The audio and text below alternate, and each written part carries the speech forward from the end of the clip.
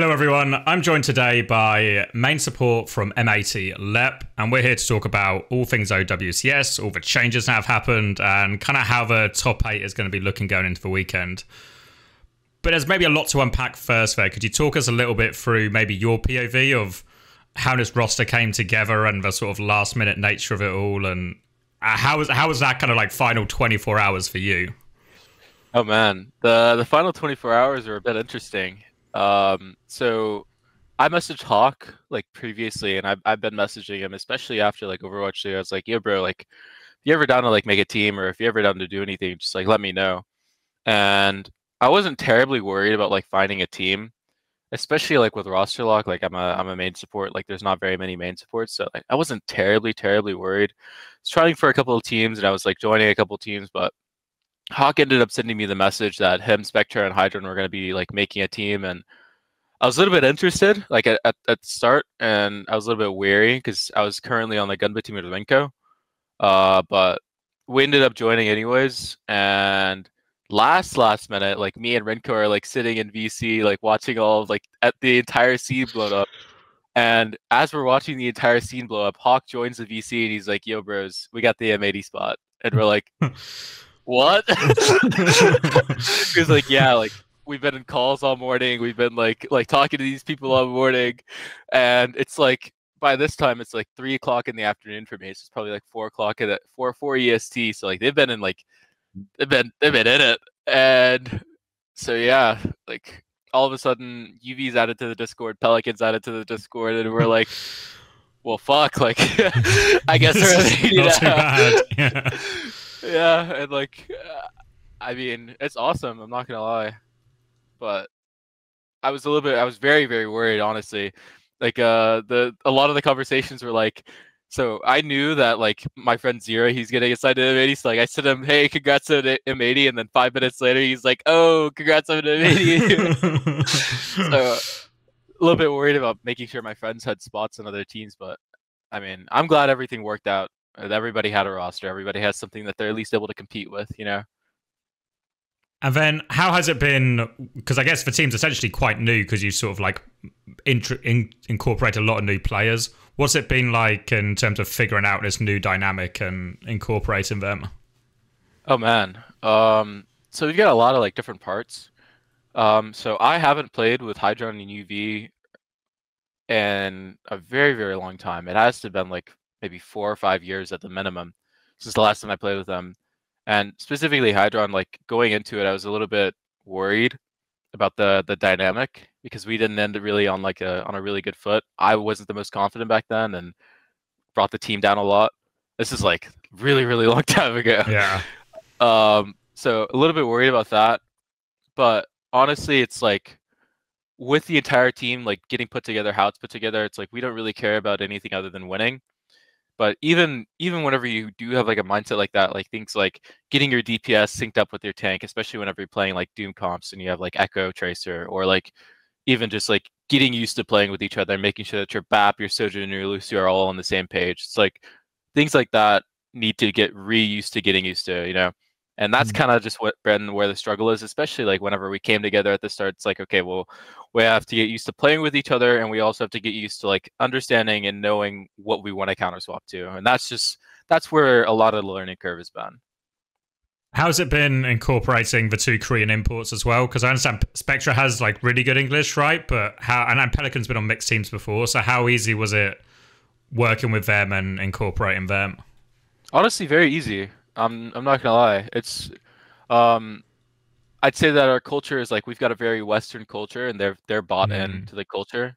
So I'm sure you already know that's honestly honestly for me it's really good because I don't have to worry about like mincing my words or like being like very Yeah.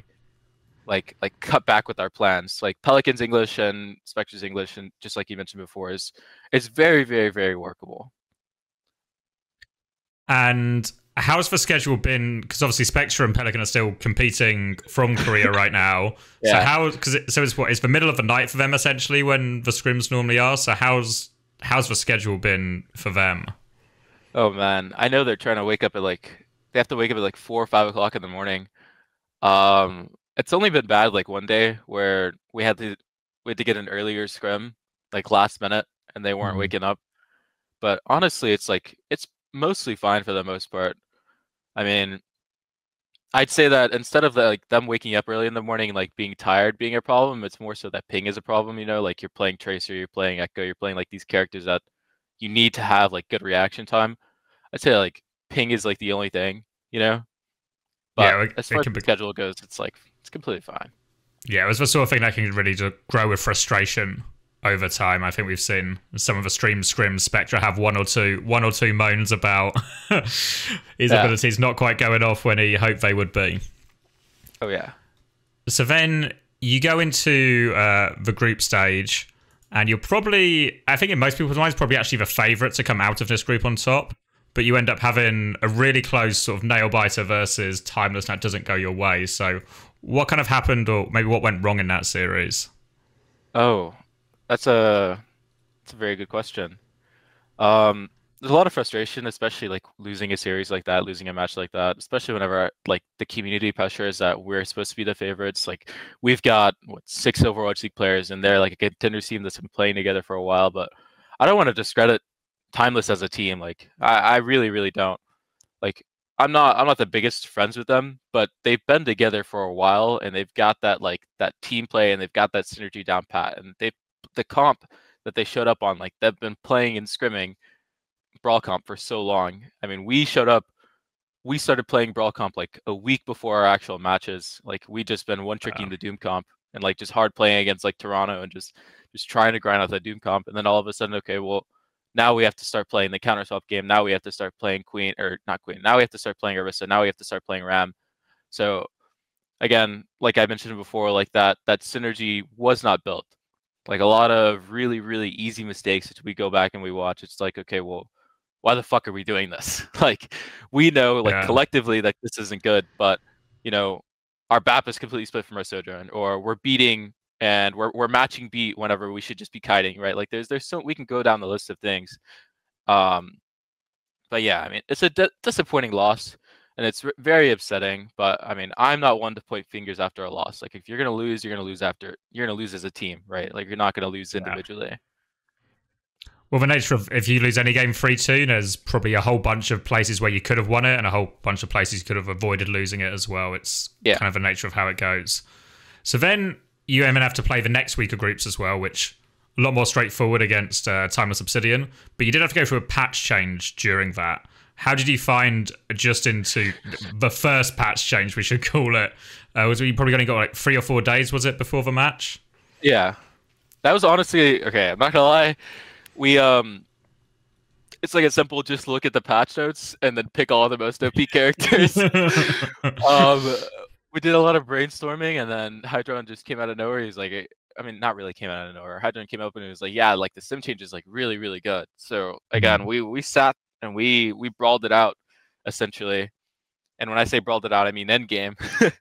Like we did a ton of grinding to make sure that we were really comfortable on the comp, and we were at the end of the day. Like we all really enjoyed playing it. We enjoyed the fact that we could just like show up and work on the micro, and like we're ahead of the curve essentially. So really, really, really wasn't worried about it. Right.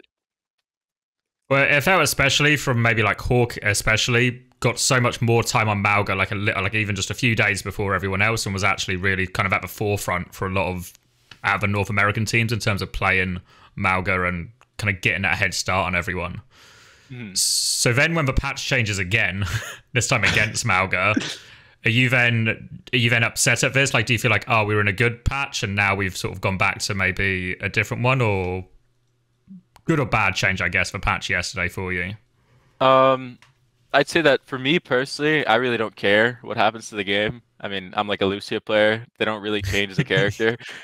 But I think overall, I think the patch. I mean, honestly, I think there was a lot of copium online. Like, I think last patch was honestly a lot of fun, especially with regards to like pro play. You know, I don't think that people should have been comparing it to goats, because it honestly was nothing like goats. Like we even were calling it like vampire comp. You know, like where Yeah, everything's got life steal. It's nice because there are no one shots. Like you can't roll into a fight and get pre-fighted. You know, like it's like a I don't want to use the words honest duel, but like you roll up against a mirror and you've got to take the matchup. You know. Nowadays, we're kind of going back, or at least it feels like, I don't know, it's been like one day, but Yeah. I don't want to be like a prophet here, but feels like everybody's going back to the traditional brawl comps with like the Orisa and the Ram, and maybe even people are like playing Queen and even the Maga still. So I mean, maybe it's like better for to be more versatile and like to see other tanks. So I think it's maybe not the worst patch, maybe not the end of it's not the end of the world, you know. How much sort of has it put any sort has it put any additional stress on you? Because obviously, as much as the patch will sometimes favor you or not favor you, you've also been given this patch with 48 hours until your first top 8 game. Yeah. So how has the team handled? Because you've obviously spent the first couple of days this week preparing very one way, and now you've had to change it all last minute. I think we've kind of been desensitized to it. I'm not gonna lie.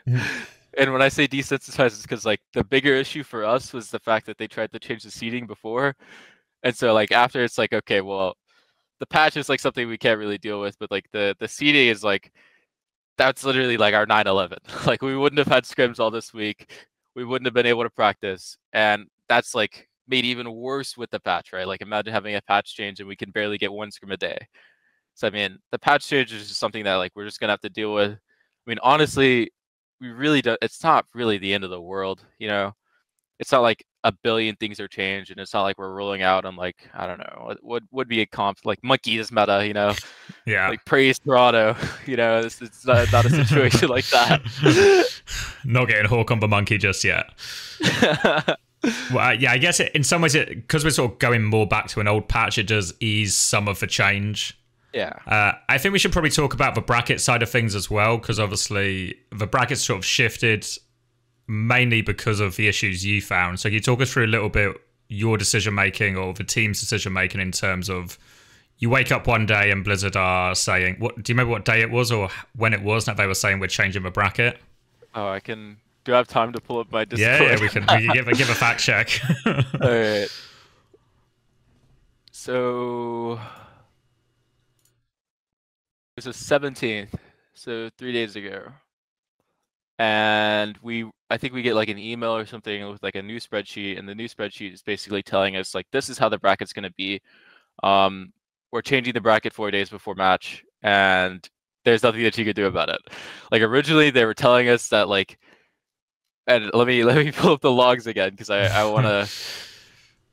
They said that the administration reserves the rights to change, update, and modify these official rules at any time for any reasons. Rulings may be made outside of the scope of the official rules in order to preserve fair play in tournaments. So it's basically like we kept asking them like, okay, why are we changing the bracket 4 days before match? Like it's gonna fuck with the integrity. Like if we had a fucked up bracket, like why not just keep the fucked up bracket? Like we've had this bracket and everybody has known that we've had this bracket for like weeks now, right? Like Yeah. we knew that this is how it's going to be formatted, like regardless of who's getting put in what place. So when they decided to change that, like because we knew that what side of the bracket we were going to, because we knew the opponents that we were going to face, like that's who we booked our scrims with. Like we booked our scrims with Toronto, we booked our scrims with WD40, we booked our scrims with I think we also had like an ISU block, but essentially we're scrimming everybody on upper bracket and changing our scrims to like the people that are scrimming in like lower bracket, like trying to scrim Timeless, or who else would it be? I don't even know who else would scrim besides Timeless, because we'd be on the same side of bracket as Toronto, which is like who we scrim every single day.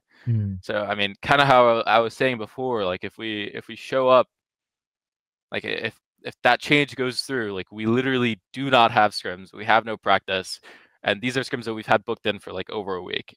That's like kind of my major takeaway from it. So I mean, we started talking about it in M80 chat. They were like not budging, so we went to like the public general chat and we started like yo, why is the bracket changed like this? And people were like, what, the bracket's changed? And I think trickle effect and eventually got changed back to what it was meant to be and what it was originally. And then I think there's like more drama where Timeless players are now complaining that the bracket doesn't make sense and that like the upper side doesn't add up to the same amount of points as the lower side. And I don't know, like if people wanted to complain about the bracket, why didn't you complain about the bracket when we knew about it for weeks on end, right? Instead of like whenever it gets changed and then changed back. Whereas essentially, I guess like two complaints that are probably like in isolation valid in the sense that For complaint nat, normally it would be like first and fourth and second and third, which is essentially Yeah, Timeless's argument. Does make yeah. sense.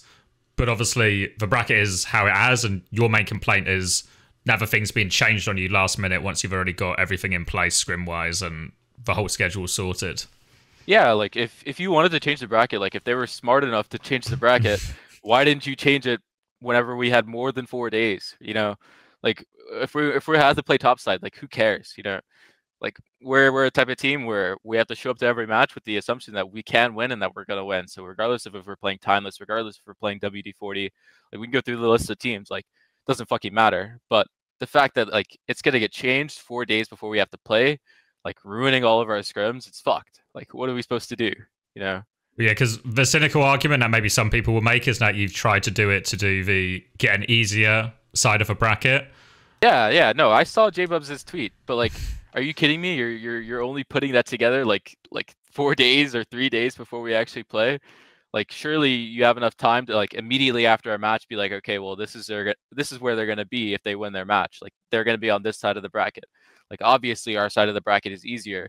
We lost the fucking match. Like, okay, cool, but you should have been knowing this like weeks ago. Like, this should not be like a spur of the moment thing, like an aha light bulb thing going on in your head. You know? Yeah, well, I think in many ways when I look at like it from the outside, it feels like so much of this could just be avoided from like better preparation and planning, both from like Yeah. Blizzard and from any of the teams if they did have a problem. Is that the main problem everyone has is that what comes across is we changed the bracket, we changed the bracket back. It just looks like a mess, you know, like it looks like really like and nobody knows what's going on. You know, I'm like asking different people like what bracket you got, what bracket, you know the bracket? And it just becomes like a really hard thing to follow, a really confusing situation. Yeah, no, I mean that's currently what's going on because they have like an official spreadsheet, and then the official spreadsheet is they said don't trust Liquipedia. You're not supposed to go to Liquipedia. It's like, dude, what are we supposed to do here? You know? Yeah, well, I think even if you were to ask Timeless or anyone on either side of this sort of debate, everyone would just be happy with a clear system that seems the most fair from the get-go, and that would be like the easiest way to solve it for everyone. Yeah. So if you can talk, we'll move on from the drama and now look at your actual setup in terms of either way you would have been playing Students of the Game first. So how do you feel about going into that initial game?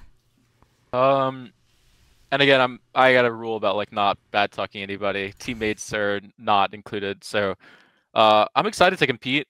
Well, I think it's like PG, Infected. Like I've got friends on that team. So like I said, I'm really excited to compete against them. It's always fun competing against Infected. He's like my little bro. But whether I'm like worried or whether my team is worried, I don't think we're worried in the slightest. I think it's gonna show up, we're gonna compete, and win or lose, like I mean, all you can do is really leave it all on the game, you know? And then if we look a little bit ahead, let's presume everything goes well and you get through, and we'll, for the sake of argument, presume Luminosity also get through as their favourites. How do you feel then meeting them at that point in the bracket? Oh, personally, that's my most excited match. I'm looking forward to that one. I got more friends on that team, and I think competing against them is going to be a lot of fun. Especially like we've got me and Pelican versus Dante. We've got like we can go through every single matchup, and there's a fun matchup to look at, and especially whenever it comes to like being able to like type and chat at people. I think that's the match that's a lot of fun to type in, you know, which adds even more to the competition. Like you Ajax, you know, like spamming chat. I'm super excited for that one. And then if we extend even further, let's presume everything keeps going well. The most likely team to face is obviously going to be Toronto. And I think a lot of people, when they look at the North American region, they really look at Toronto as almost maybe even like a tier break above the teams in terms of where they are. Do you think that's fair? Do you think Toronto are in this sort of like almost category of their own as for like favorites to beat? I think I wouldn't put them like on a pedestal, right? I think that they could have a bad day just like anybody else, especially whenever it comes to match day. The nice thing about their team is like they do practice together, and they are going to be in person with each other, and they have like these strong voices that can help prevent them from having bad days. But I mean, I think that it is like a winnable match, and it is just another one of those matches where like I'm just excited to compete and have some like high level Overwatch especially in a match. Like you don't really get that often, especially with like Overwatch League gone, like that kind of pressure, that kind of like nice Mm. stress that you feel like deep inside your gut as you're loading up into the match. It's like you don't really get that very often, and that's like a guarantee whenever you're playing a team like a Toronto. At least whenever you're able to compete and like really push each other, and that's the kind of nice part, right? Now, of course, like if we show up and they're just giving us back shots, like it's not going to feel good, right? But the idea is that we're able to show up, we're having a good day, and they're having a good day, and we just get some good Overwatch, right? Yeah. So obviously, in an ideal world, if I was to ask you where you'd want to finish, you'd just say first, right? And that's the obvious answer. But Yeah. there's also sort of tiers in terms of what would be sort of the minimum you'd be happy with. You know, like what's the Minimum I'd be happy with third place. third place? Yeah, so you're at least in Yeah. that sort of top three for the circuit point thing. Yeah, I mean, I think anything less or shooting for anything less is like, I don't know. I feel like that'd be doing a what's the word that I'm looking for? Like a disservice to the roster almost, or like for quality of Yeah, player. no, exactly. That's the exactly the word I'm looking for actually. No, I mean, with the caliber of players that we have, like regardless of if our players are in an A yet, like shooting for minimum top three, like that's like that should be entirely achievable, especially with like the side of the bracket that we're on, like the matches that we have. Like I think it's something that's incredibly achievable. And then the last thing I wanted to ask you is just a bit about the sort of internal structure of the team as well. So quite Mhm. often, some teams will have quite a shared responsibility of calling. Some teams will have like the guy who's just in charge of everything, shot calling every fight. What does that look like? What does that look like on M80?